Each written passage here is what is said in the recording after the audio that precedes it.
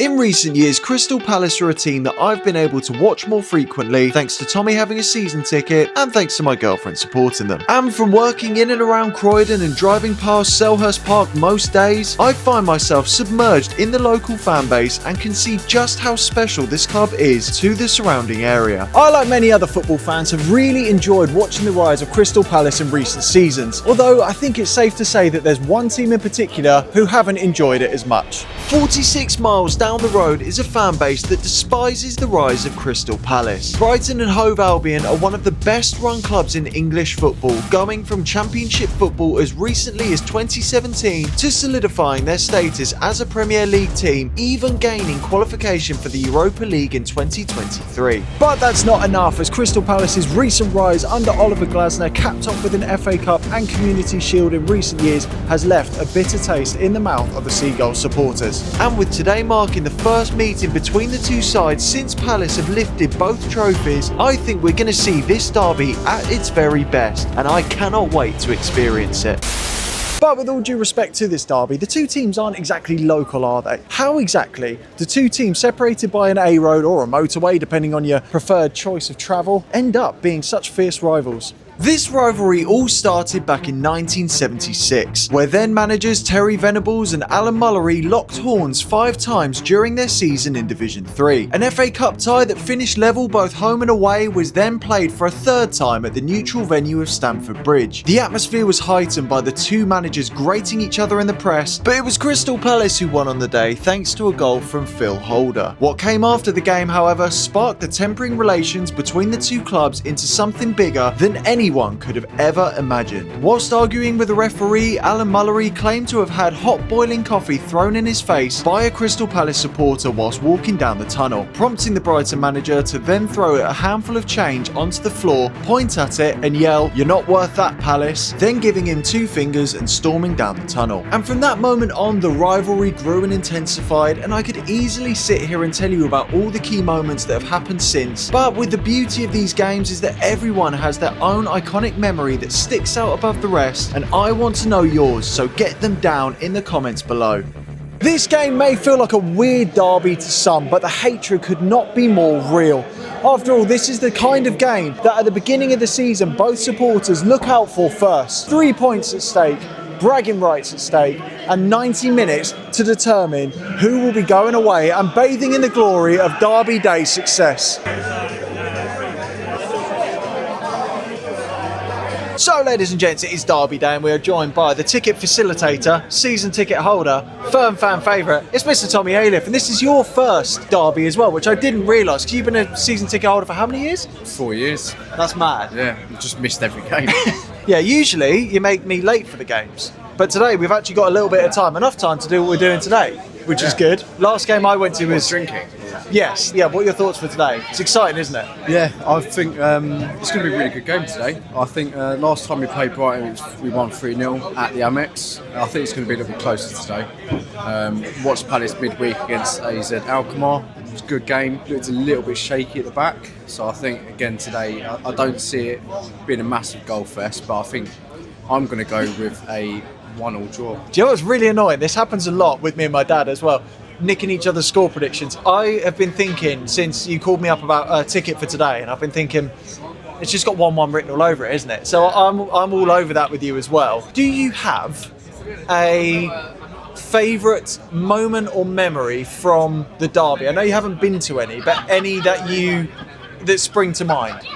Yes. Okay. And you've put me on the spot here. I have, and I'm glad you got an answer. I think the first JP Mateta goal for Palace was against Brighton on his debut, and he had a really cool little flick behind him, and that was at the Amex, and I think it was during COVID when there was no one in the stands. He had that debut. I was then like, oh my god, this is going to be the best striker we've ever seen, and then he kind of went disappeared, didn't he, for a couple of years, and then he's obviously playing how he is at the moment. I think that was probably the one that comes to mind straight away. Okay, nice. Yeah, I did put you on the spot. Glad you got an answer, and I think it's a great answer as well. So we're going to finish up our drinks, we're going to get into the ground, and I'm really excited for the atmosphere atmosphere. As always, we're in the same seats that we usually are when we come to Palace. You're obviously your season ticket ones, right next to the Ultras, right behind a pole. So I'll do my best regarding that, and I'm excited. Let's get into it. It's Derby Day. Anyone's for the taking. Inside the ground now, ladies and gents, and what's probably worth mentioning is this is my first experience of this derby, and I feel like it is the perfect time to do it. But you may have already noticed my severe lack of facial hair and change of style. It's November time. November is well within full swing. I will leave a link in the description of this video for a link to donate for November. And ladies and gentlemen, we're out. It's been a long time since I've been here, and it is just as packed as ever. Ladies and gents, it's Derby Day. Here we go.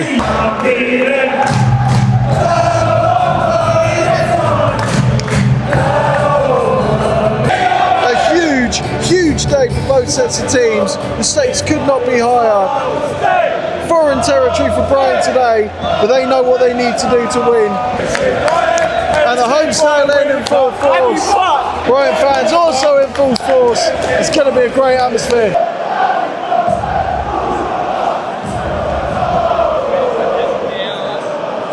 Of course, it is Remembrance Sunday as well, so there will be a minute's silence before the game.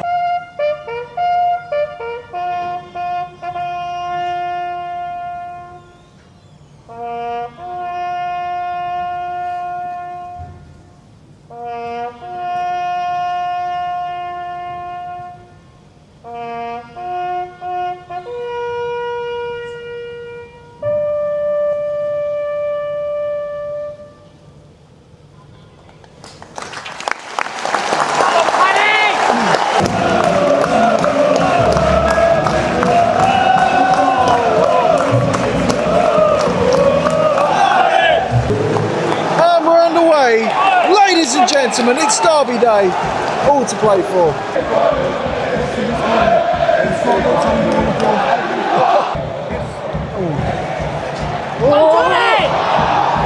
Now what a save!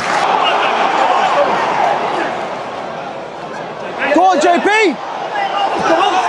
Oh, what a save! Good chances for either side early on. Mateta had a shot blazed over the bar early as well, which I just missed, but the first two real chances of the half so far, and good ones at that.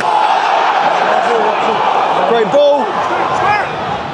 Oh, he's dragged it wide.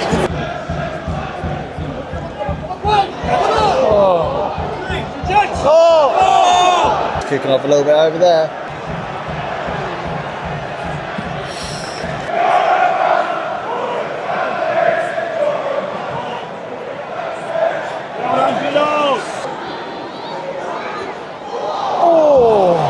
As we're approaching half time, I feel like it's an apt time to say this first half's been very tentative from both sides. Neither side have really stolen the show, neither side have really had the better chances. Both sides, I think, just waiting for that opportunity and not really playing with a lot of gusto to try and create one for themselves. It's your classic derby in that sense, where the pressure's on and neither side wants to lose, but it also looks like neither side particularly wants to win at the moment. So assuming that the scores stay the same for the second half, I think we're probably going to see hopefully a more exciting second half. A goal before half time could change everything. Go JP! I've got absolutely no idea what happened there, but it's a goal kick and a wasted opportunity for Palace.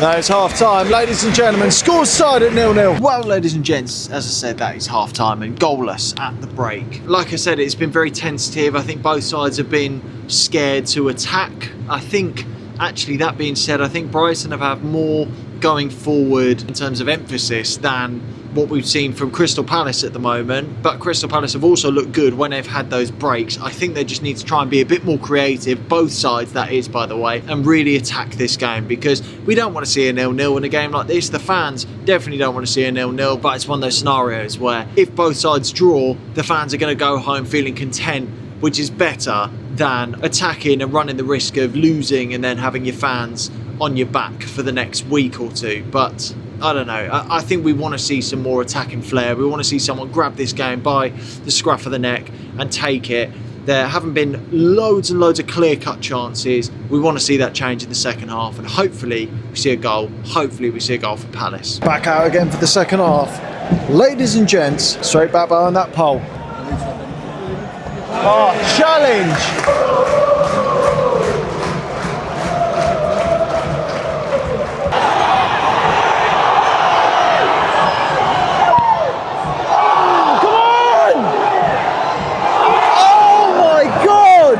Has that not gone in? Fucking hell. Everyone's shouting shoot. The shot took so long to come. I cannot believe that that is not 1-0 Palace. Our best chance of the game. He had the time. Oh, it's just one of those ones. Just one of those ones. Still 0-0. Somehow. Foul! Foul! No! Oh, it's a penalty. Those Brighton fans loving life. A real chance now.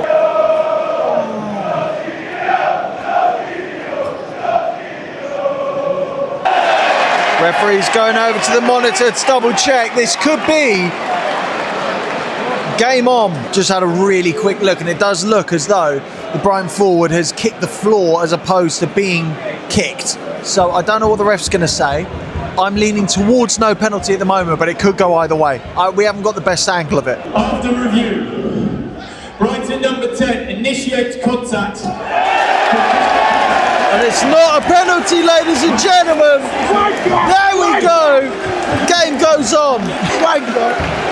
That is the first time that I have ever seen the referees speak over the headset. It's a first for me, but it's Ruta with a yellow card after that dive. I didn't even get a chance to see the replay then until I was chatting to you lot, but the game goes on. A couple of substitutions being made. And Adam Wharton's coming off for number 10, Jeremy Pino.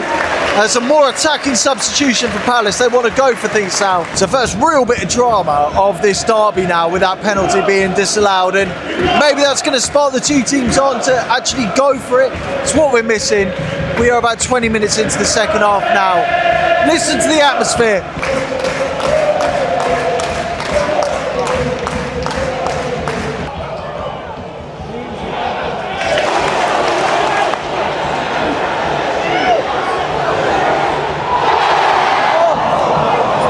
Another good chance for Palace, another good chance for Kamada.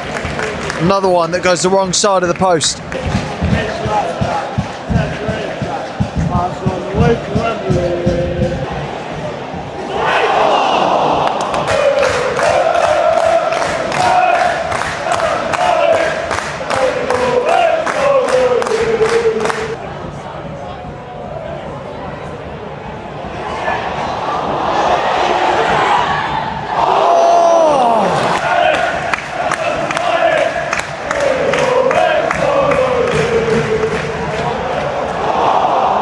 Clock's ticking, and it is looking like it's going to be a 0-0, ladies and gentlemen, but any shot on goal now has got to be the chance. I'm expecting an extra minute to be played, but it's looking like it's going to be a draw. No! That's it, ladies and gentlemen, that's it. Full time, scores are tied at 0-0. The atmosphere was something to be excited about, but the game itself was lacking. Felt like neither team really wanted it enough on the day. Both very, very reluctant to overcommit going forward, and not a lot of chances, to be completely honest. But at least those travelling Brighton fans have got something out of it with a point for their side today. Despite Palace being the home side today, they didn't exactly play with that sort of swagger, that confidence and that comfort that you'd expect from a home side today. But again, they're not going to be complaining with a point in a game like this. Those Palace fans, the ultras behind the goal though, were as vocal as ever. Really, really good today. But for us, I think we're just left wishing for a slightly different outcome, wishing for a goal.